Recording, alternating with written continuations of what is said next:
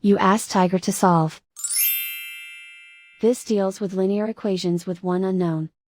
The final result is a equals -143.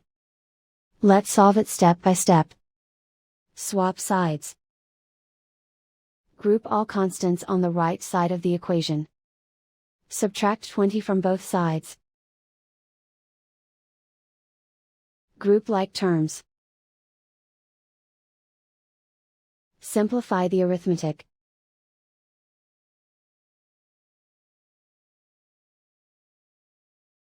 Convert the a into a positive number. Multiply both sides by -1.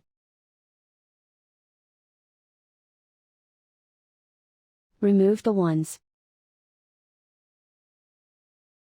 Simplify the arithmetic. And so the final result is a equals -143.